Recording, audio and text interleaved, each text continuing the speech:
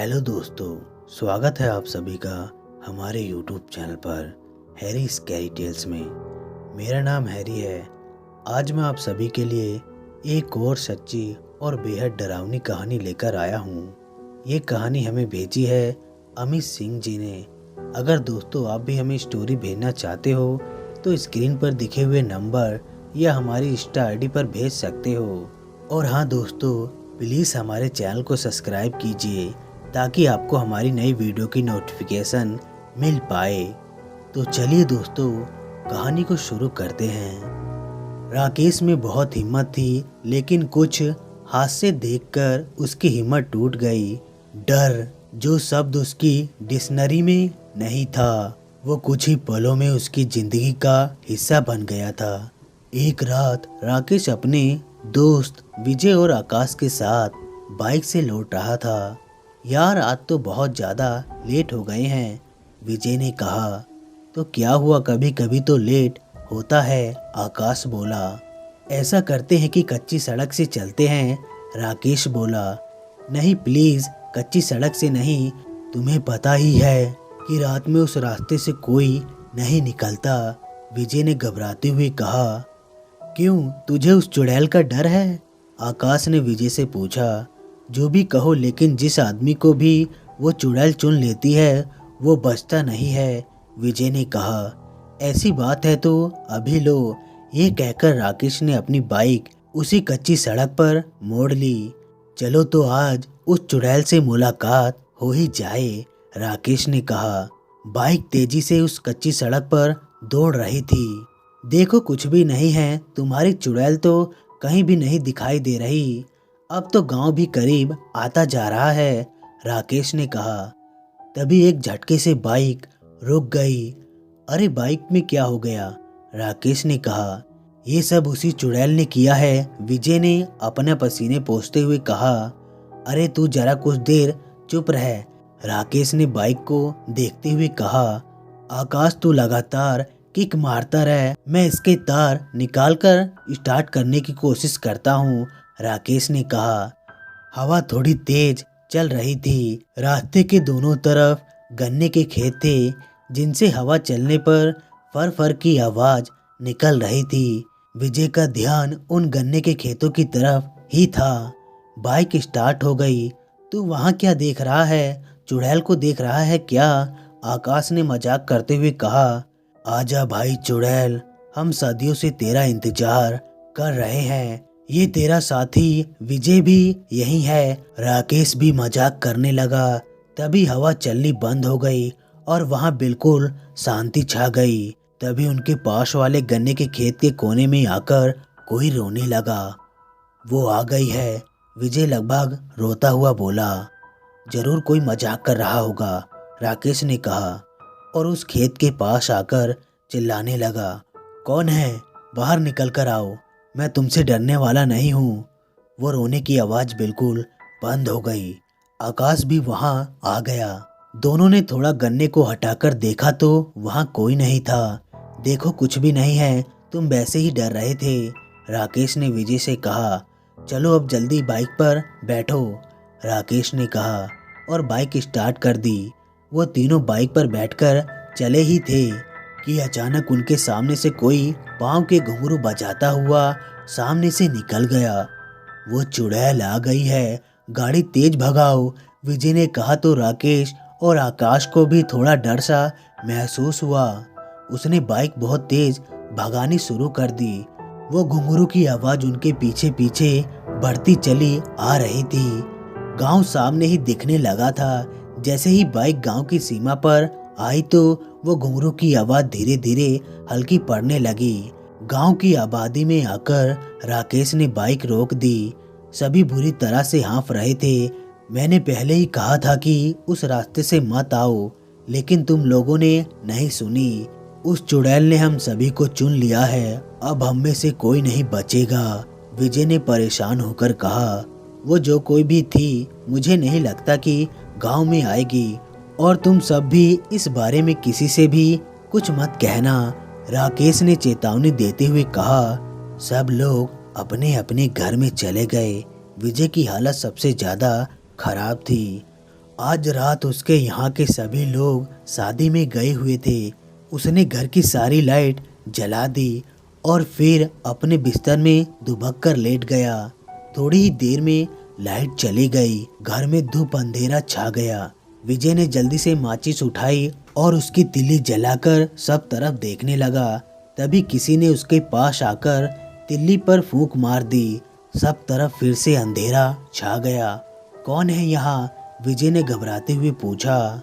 उसने फिर से तिल्ली जलाने की कोशिश की, लेकिन उसका हाथ बहुत ज्यादा कांप रहा था, इसलिए वो तिल्ली नहीं जला पा रहा था। तभी उसे घुंघरूओं की आवाज आनी शुरू हो गई। विजय अंधेरे में ही छत की तरफ भागने लगा। घुंघरू की आवाज उसके पीछे पीछे आ रही थी।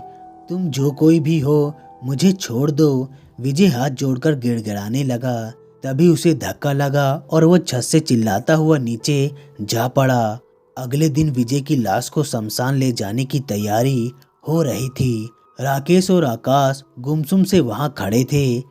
ये सब उस चुड़ैल की वजह से ही हुआ है, आकाश ने धीरे से कहा। लेकिन वो चुड़ैल इस आबादी में कैसे आ सकती है? राकेश ने कहा।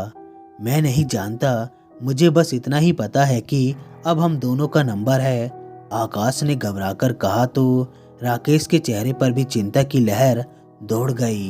विजय की लाश को शमशान ले जाने लगे। आकाश और राकेश भी पीछे पीछे ही थे।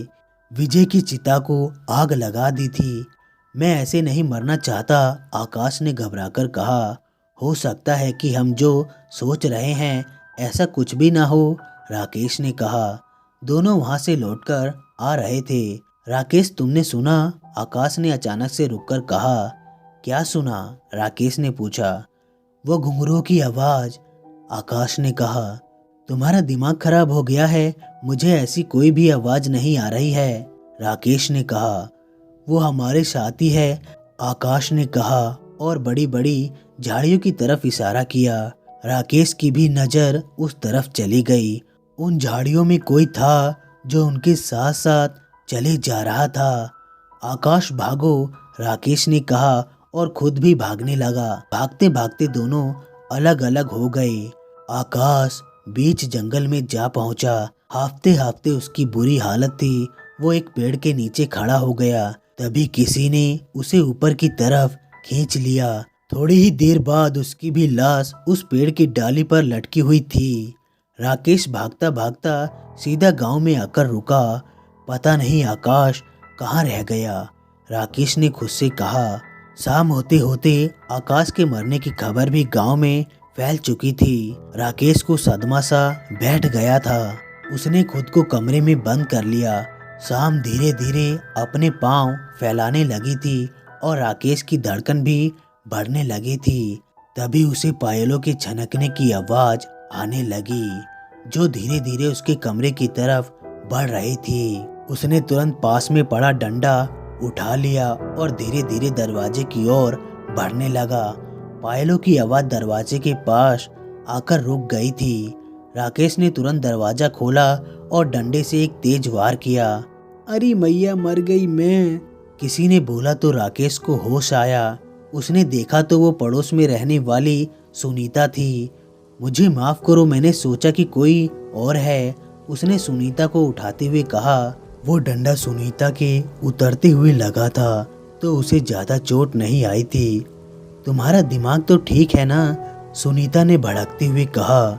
राकेश का चेहरा उतरा हुआ था। तुम्हें क्या हुआ है? तुम इतने घबराए हुए क्यों हो? सुनीता ने उसे गौर से देखते हुए पूछा। कुछ नहीं हुआ है, तुम्हें अब यहाँ से जाना चाहिए। ये कहते हुए उसने सुनीता को कमरे से बाहर निकालते हुए दरवाजा बंद कर लिया। राकेश कमरे में टहलने लगा। बाहर फिर से घुंघरूओं की आवाज आने लगी थी। सुनीता, जाओ यहाँ से, राकेश ने कहा, लेकिन वो आवाज लगातार आ रही थी। गुस्से में आकर राकेश ने दरवाजा खोलकर देखा तो कोई नहीं था। उसके हाथ पैर सुन पड़ गए थे। उसने फिर दरवाजा बंद कर लिया। मुझे कुछ देर सोने की कोशिश करनी चाहिए, राकेश ने सोचा और फिर एक नींद की गोली खाकर सो गया। आधी रात में उसकी नींद खुली तो उसे एहसास हुआ कि कोई उसके पास लेटा हुआ लंबी लंबी सांस ले रहा है। राकेश ने हिम्मत करके हाथ से टटोलने की कोशिश की। किसी का हाथ उसके हाथों में आ गया। वो बर्फ से ठंडा हाथ उसे महसूस होने लगा। राकेश ने उठकर तुरंत लाइट जला दी तो वहाँ कोई भी नहीं था। वो घुंघरूओं की आवाज फिर से आने लगी थी। राकेश फिर कमरे में नहीं रुका, वो सीधा घर से बाहर की ओर भाग गया। राकेश को होश नहीं था, बस वो भागे जा रहा था कि तभी वो किसी से टकरा गया। वो एक औरत थी। राकेश ने उसे उठाया। बेटा, मैं अंधी हूँ, रास्ता भटक गई हूँ, मेरी मदद कर दो। मुझे थोड़ी दूर पर एक तालाब है, उसके पास छोड़ दो। उस औरत ने हाथ जोड़ते हुए कहा तो राकेश को दया आ गई। वो उसे सहारा देकर चलाने लगा। वैसे भी अब वो घुंघरूओं की आवाज आनी बंद हो गई थी। तालाब पास आ गया था।